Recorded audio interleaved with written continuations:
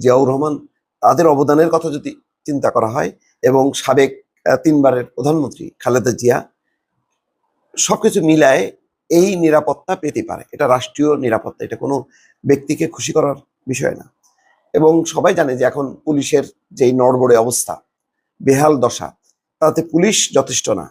সুতরাং তারেক রহমানকে এসএসএফ এর নিরাপত্তা দেয়া হোক, এই বিষয়টি আমি আগে উল্লেখ করেছি। বেগম খালেদা জিয়ার অসুস্থ, সে অসুস্থতার কারণে বেগম জিয়া আগের মতন রাজনীতিতে সক্রিয় হতে পারবে না, এটা সবার জানার কথা। তাহলে এর পরের ধাপে কে আছে? পরের ধাপে আছে তারেক রহমান, আর আছে ডাক্তার জুবাইদা রহমান। দুজনেরই বাংলাদেশের রাজনীতিতে খুবই উজ্জ্বল সম্ভাবনা আছে এবং জনগণের কাছে, বিএনপির কাছে গ্রহণযোগ্য ব্যক্তি হিসেবে দুজনের একটা চাহিদা আছে। সুতরাং এইসব বিবেচনা করে বিএনপি আইজিপির বরাবর 30 এপ্রিল 4 স্তরের নিরাপত্তা চেয়ে একটি চিঠি দিয়েছে। তারেক রহমানের সহধর্মিণী হিসেবে ডাক্তার জুবাইদা রহমানের জীবনে নিরাপত্তার ঝুঁকি রয়েছে। তিনি ঢাকায় অবস্থানকালে ধানমন্ডিস্থ তার পৈতৃক বাসভবন মাহবুব ভবনে থাকবেন।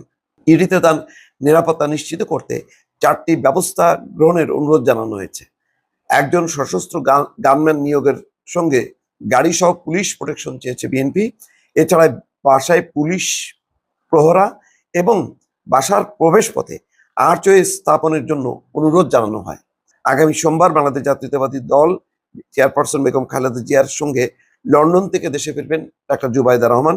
তিনি ছাড়াও লন্ডন থেকে দেশে ফেরার পথে খালেদা জিয়ার সফরসঙ্গী থাকবেন আরাফাত রহমান কোকোর স্ত্রী সৈয়দা শর্মিলা রহমান সিথি। খালেদা জিয়ার ব্যক্তিগত চিকিৎসক AZM জাহিদ হোসেন, চেয়ারপারসন উপদেষ্টা আমিনুল হক চৌধুরী স্বামীর সঙ্গে লন্ডনে চলে যান, এরপর থেকে সেখানে অবস্থান করছেন। তার মানে জুবাইদা রহমানও কিন্তু দীর্ঘ প্রায় 15 বছর পর বা তারও বেশি সময় পর কিন্তু দেশে ফিরছেন।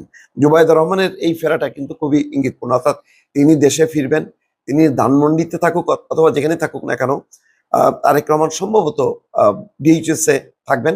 সেই বাসার সংস্কারের কাজ চলছে, তো সেই পুরো সার্বিক বিষয়টা তত্ত্বাবধান করবেন এবং সেই অঞ্চল, সেখানকার নিরাপত্তা, সেই বিষয়ে তিনি দেখভাল করবেন এবং তারেক রহমান আসার পর কোথায় থাকবেন, কিভাবে অফিস করবেন, সবকিছু হয়তো তদারকি করবেন জুবাইদা রহমান।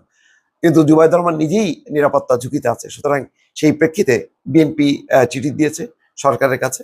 আশা করা যায়